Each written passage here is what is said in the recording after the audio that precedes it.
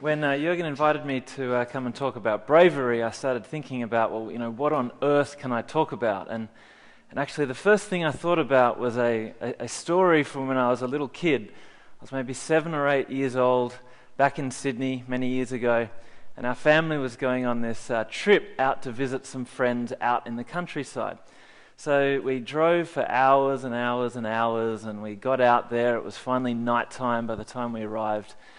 This huge storm was brewing, and we kind of got to this old sort of like cottage, like timber cottage, and we met our friends, and finally the kids got put to bed, and then the storm broke, and there was all this lightning and thunder, and it was dark, and this old house was creaking, and I was just this little kid sort of lying in there absolutely petrified. And so I was like calling out to my mum, and she was probably having a couple of glasses of wine and having a good time, and instead she had to sort of come in and, soothe the nerves of this little child. And she's like, what's wrong, as the lightning and thunder is kind of crashing around me? And I said, well, I'm scared. And she's like, well, I'll tell you a story. And so she proceeded to tell me this story which about the boy who cried wolf. And I don't know if any of you know this kind of fairy tale, but it's this terrible story about this little kid who's a shepherd. He looks after the sheep, and he gets bored, and so he cries out that there's a wolf coming, and all the villagers run up to sort of ward off the wolf, and he's not there, and they get the kid in trouble, and this happens a couple of times until, of course, when the wolf actually comes, then the little kid calls wolf, and the villagers don't come, and all the sheep get slaughtered, right? So with this lightning and thunder and scariness and darkness, my mum tells me the most macabre, horrific, murderous tale, and I'm there shaking under the blankets. And she's like, she's sort of like looking at me, and I'm remembering, and she can see that I'm terrified. She's like, whoops. She's just like, look, just be brave, be brave. And I remember thinking, what, I'm scared. I can't just be brave. This isn't, some button to push. This isn't some sort of decision to make. There's this sort of scary story that, has made matters worse, and I'm not in a state where I can just make a choice about my bravery, right?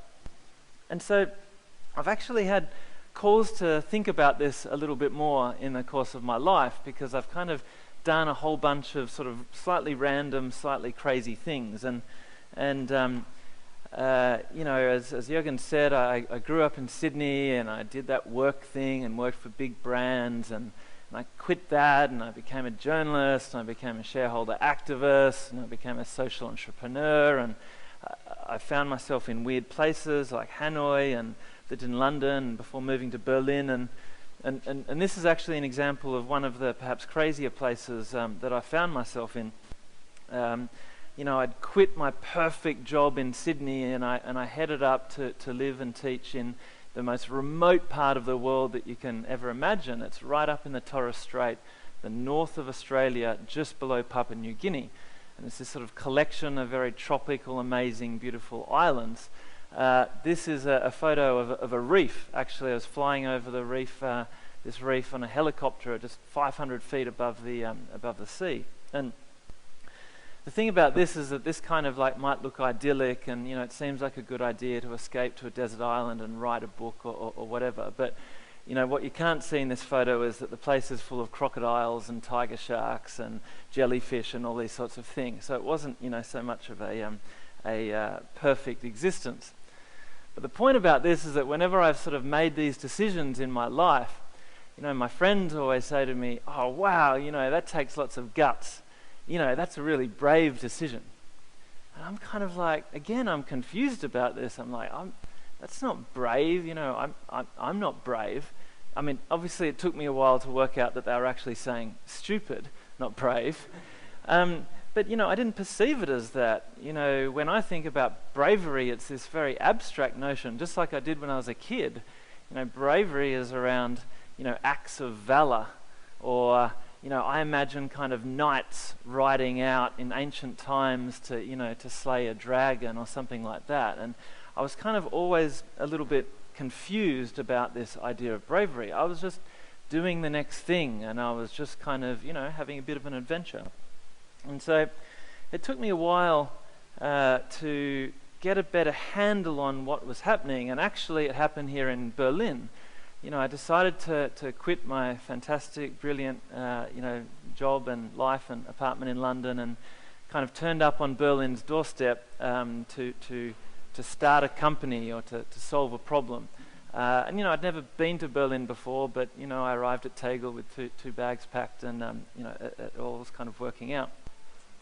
But what I did was start to talk to lots and lots and lots of people, because I was so interested and obsessed with people's lives and what people were dreaming of and what they were aspiring to do.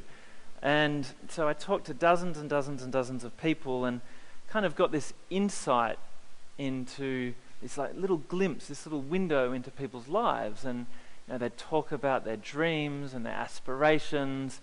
They'd talk about their confusion and uncertainty, and what they wanted to do with their life, and how they were going to do it, and what they needed, and how they felt. And it was this really intimate experience. And I started kind of understanding a little bit, and even like thinking too about my own journey of discovery and my own quest for whatever it was that I was looking for.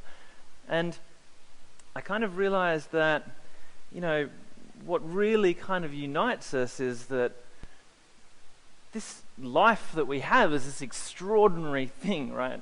There's this extraordinary uncertainty. And we sort of go ahead and we go forward with our lives not knowing what's going to happen. And it's difficult, and we're fearful, and we never really know, and we're always caught by calamities or misfortunes or those sorts of things. And I saw this photo from someone on my team, and it really sort of resonated with me. It's like, yeah, everyone is on their own journey, and it is really, really difficult, and it is kind of really, really crazy. And when I think about that, I realize that this is why we kind of mythologize these heroes' journeys, and we think about knights and dragons, and we think about these abstract notions of bravery or valor, because really we're thinking about our own lives and our own journeys. And the thing that's interesting is that part of the human condition is that we're pretty much alone on those journeys. And certainly when I was talking to all these people and interviewing them about their lives and hopes and dreams and aspirations, you could see that in their eyes, and they'd often say it. They're like, I don't know, I want to do this, I'm looking for somewhere, I want to do something, but I don't know how to do it on my own, right? And so I really started digging into this a little bit more, and I was trying to think, well, maybe there's some secret things that we can all do to help us on these personal journeys. And my research brought me to this particular person who was once described as the most dangerous man in America by the then president, Nixon. In the 60s, he was this extraordinary counter-culture radical. He was a writer, psychologist. He was most famous for doing the LSD experiment in the 60s at Harvard University, and back when it was still legal to do these experiments. And so he was kind of this extraordinary figure, and was always bucking trends, and doing these totally crazy things, and giving people LSD and seeing what happened. But it was one of the quotes that I stumbled across from him that kind of became this like missing piece for me. And it started to make it a little bit clearer about what the possibilities and insights and the secret stuff that we all needed to get through these journeys. And there's this quote of his that I kind of became a little bit obsessed with, and I'm going to read it in its entirety if you'll indulge me. His name is Timothy Leary, by the way. Many of you will probably know that already. He wrote, "Admit it, you aren't like them. You're not even close. You may occasionally dress yourself up as one of them, watch the same mindless television shows as they do, maybe even eat the same fast food sometimes. But it seems that the more you try to fit in, the more you feel like an outsider, watching the normal people as they go about their automatic existences. For every time you say club passwords like 'have a nice day' and 'weather's awful today, huh?' you yearn inside to say forbidden things like 'tell me something that makes you cry,' or 'what do you think deja vu is for?' Face it, you even want to talk to that girl in the elevator. But what if the girl in the elevator and the balding man who walks past your cubicle at work are thinking the same thing? Who knows what you might learn from taking a chance on a conversation with a stranger? Everyone carries a piece of the puzzle. Nobody comes into your life by mere coincidence. Trust your instincts. Do the unexpected. Find the others." And, those three words, find the others, just kind of like resonated with me so strongly. And having been through this experience of talking to people and hearing about their own aspirations and lives and how often people feel so alone, it was just sort of like this magic sort of moment. It's like, find the others. This is kind of like, this is the secret. I mean, this is the ridiculous thing, is that we all have these different, unique aspirations and yearnings, and obviously we can't really do it on our own. But at the same time, it's a little bit of a cliche. It wasn't actually completely helpful to me. Like, find the others. What others? Who are the others? What are we talking about? They're not the others from a TV series like Lost, and they're not just random people that you bump into in the coffee line, although maybe they could be. These are the people that really, really share your beliefs and your hopes and your dreams, and they somehow can connect together with you to actually help you do whatever it is that you want to do. But again, it was like, we get that type of advice all the time.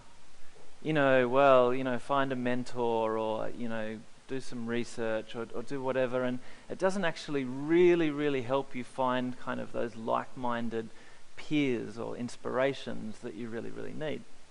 And so again, at somewhere.com, we tried to sort of dig a little bit deeper into this, and from this professional perspective, how do you actually find the others? And again, we spoke to a lot of people and sort of heard their stories about it. And yet again, it was a quote that I came across that actually sort of filled in the last missing piece for me on this topic. And it's from a guy called Dan Harmon, who's a writer and TV producer in the US. And he, in a talk at XOXO conference, he said, "Find your voice, shout it from the rooftops, and keep doing it until the people that are looking for you find you."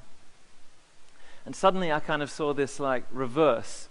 We sort of sometimes think about finding the others as, looking for the proverbial needle in a galaxy of haystacks. And it's almost impossible, but that's not actually the real secret to it. It's about how you can help other people find you, right? And actually that makes total sense, because then that's just about telling your own stories and actually being more open and actually showing what you do, how you work, what you're looking for. No one can find other people sort of hidden away in a dark room, right? You do have to go out there and tell your own story to make these sorts of connections. So, when I reflect on that, and when I hear stories about people, and you can even hear the famous stories about the two Steves from Apple, getting together in the computer club and hacking these things together, or you might even read a story about Jack Dorsey seeing Ev Williams in a cafe and deciding that he should get in touch with him, not knowing that years later Twitter might be doing what it's doing.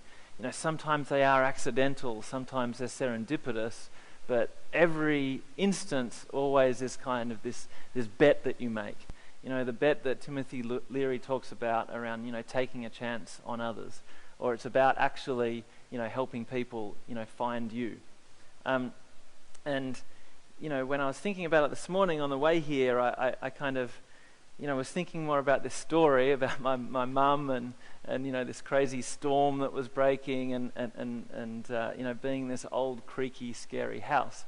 And I realized that, when I was in that state, I didn't want to hear a story. I sure as hell didn't want to hear a scary story.